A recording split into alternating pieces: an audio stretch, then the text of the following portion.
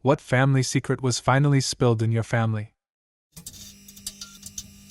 Found out my uncle is actually my brother. My mom had him when she was so young that my grandparents raised him.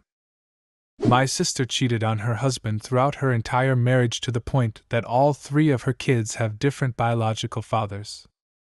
When my mother fell ill and I took over her finances, I found thousands of pounds of gambling debt on her credit cards. Then I found adoption papers for a child she'd had before me that she'd never mentioned. Then another family member told me my dad didn't die in a car crash but committed suicide in prison. My grandma didn't drive. I thought she couldn't, but it was just never discussed. One day when I was maybe 7 to 8, I'd been trying to get anyone to drive me to the store for candy. We were visiting my aunt and uncle. Grandma lived with them. They had bit-o honey at the local store, which I could no longer get at home. But no one would take me to the store. Finally I said I'd just ask Grandma, and my cousin chimes in with, "Grandma can't drive." "Oh, you bet your sweet ass I can drive. They just don't let me." Grandma had overheard, and she was in high dudgeon. But that's all that was said about it, and my aunt finally took me to the store, so I forgot about it. Years later, when I'd just gotten my license, I asked my mom what was up with Grandma not driving. She explained that during Prohibition Grandma bootlegged alcohol for moonshiners. She was very successful at it. She was so successful at it that when the moonshiners were finally busted, even though the revenuers never caught my grandma, her license was suspended by the state, to never be reissued. Later in life she was told she could petition for it back, but it came with an admission of guilt, or some such. She told them to go to hell. I love this story so much. Your grandma was an old-timey badass. I knew an old man who, when he was a little kid, watched the bootleggers speed through their town as it was supposedly quite the exciting event for their small farming community. Little kids were probably watching your grandma race down the roads of their towns back in the day, too. My great-great-grandfather was exiled and banned from Missouri for being a sheep thief. I read an amusing anecdote here on Reddit a few days ago. In Europe, I want to say either Ireland or Wales, stealing a sheep was a capital crime, but shagging a sheep was just met with a lot of embarrassment. So if a sheep thief was caught out in the fields with no good explanation of what he was doing out there, it behooved him to pretend that he was a degenerate pervert rather than a thief. And that is how the stereotype and jokes about sex with sheep came about. As a young teenager, my grandma shot her pedophile father in the back while he was sleeping. He had been molesting her and all her siblings. She ran away after being hidden by her brother for some time. Her father survived though. Thankfully my grandma never faced any legal consequences, but she was batshit crazy until the day she died. My aunt told me at her funeral because I asked why grandma was the way she was. One of my former employees told me the story of her wife. Wife shot and killed her dad when she was a teen. He had been molesting her and her sister, but judge and jury didn't see it as self-defense since he was sleeping when she shot him.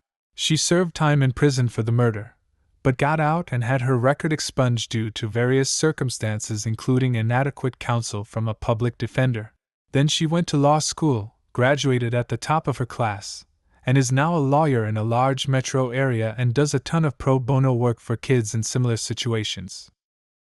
After my grandfather passed, we found out he had fathered a child when he was posted in Italy during World War II. He never knew. His mother intercepted any letters from the Italian girl. He came home, met and married my grandmother, and had 4 children. I forget who in the family found out and how. It's crazy to think we have a whole Italian family out there. Imagine that Italian girls sending letters and believing someday a reply will come. Thinking about it makes me sad. My aunt wasn't my grandfather's child. He met my granny when my aunt was a very sick infant. She had polio and wasn't expected to survive. My granddad married my granny so she could get on his insurance and moved to an area that had proper medical support. My aunt was the first infant to survive open heart surgery at Yale New Haven Hospital, and although she had to be in leg braces most of her childhood, she had a great, although not long enough, life. My granddad loved her like she was his own, and I never knew until she went to her bio dad's funeral when I was a teenager. Relative did not just fall off a bridge with her baby, she jumped. It seems obvious in hindsight, but they reported it differently both in the news and to younger family members. I used to work in a field dealing with suicide prevention, and even though some may see the passing as a result of suicide, a lot of family members and loved ones have a very difficult time coping with the idea that the victim passed due to these circumstances, ESP when children are involved. This is not uncommon to report differently, as it is not something a lot families are able to come to terms with, and understandably. I am really sorry to hear about your relative though, and I hope some of the wounds have somewhat healed over time. My grandmother recently died. She was famous in our town for her amazing cooking catering, in particular her turkey dinners. Notably, her gravy was absolutely amazing. So delicious.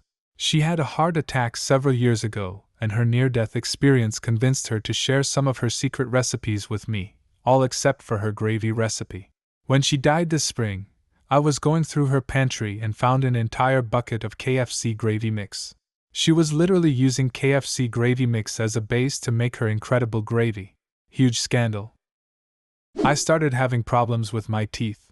Spontaneous abscess that resulted in multiple root canals. My dentist did some looking into what the cause might be and found some really odd abnormalities with my incisors, roots, and nerves, the teeth that had been afflicting me. So he sent out requests for help to a couple of professors he knew in the field. When my next appointment came up, he was really quiet for a bit before verbally stumbling about. It turns out that what was happening with my teeth was a classic sign of inbreeding, and he was super uncomfortable giving me the news. I brought it up to my mom and she just was like, "Oh well, yeah, didn't you know? What a fact?" Of course I didn't know. Turns out that not very far back in the family tree, several of my relatives decided that it was a good idea to get married to one another, and no one bothered to mention it, ever. The small town where I live is 85% my relatives, no joke. I hadn't even met all of them, that's how many there are. Edited for clarification, I had made a big point of going far away from my hometown to meet my husband, married 12 years this June, because I was afraid of having children with someone that might be my cousin, only to find out 5 years after we had been married that I was in fact a product of inbreeding. My husband and I are not related at all. Damn. So not just one couple? That's rough. Did you do further genetic testing? Not really. I did test in the clinic a while ago, but it didn't have anything significant. My mom just kind of said that it was on her side of the family, and left it at that.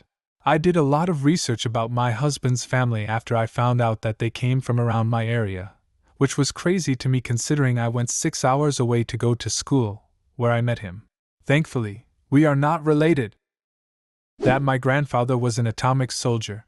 Instead of sending him to fight in the Korean War, they sent him to Nevada, where, after having him turn away from the initial flash, he witnessed the mushroom cloud.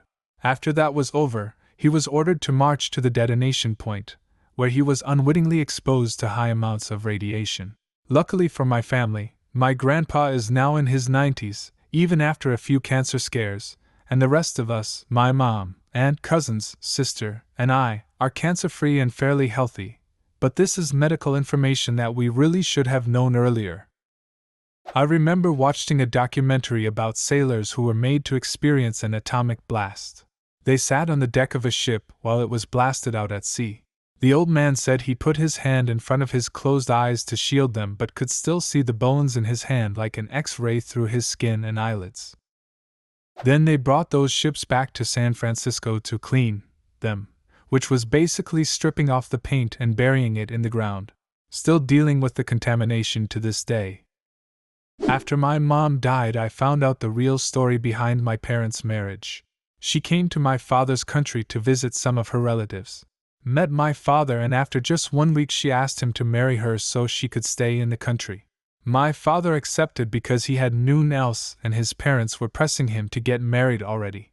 But the highlight of the story is that over some time, the two of them fell in love with each other. Their love only grew over the time and they were really happy together. My mother spent her last days very ill, and she would accept only my father by her bedside. He swears to this day that she was an angel sent from God to take care of him. I am shocked that they got married just like that, out of the blue, and ended up loving each other so deeply. I can only hope to have as good and loving marriage as they had. My dad fathered a child in high school. His side of the family knew, and my mom. We found out years after he died that we have a half-sister. A buddy of mine met a girl at a bar. They totally hit it off. He told his parents about her, and his dad took him outside and told him not to date her because she was his half-sister. Do you have a similar story? Leave a comment and subscribe to the channel if you want to see more videos like this one.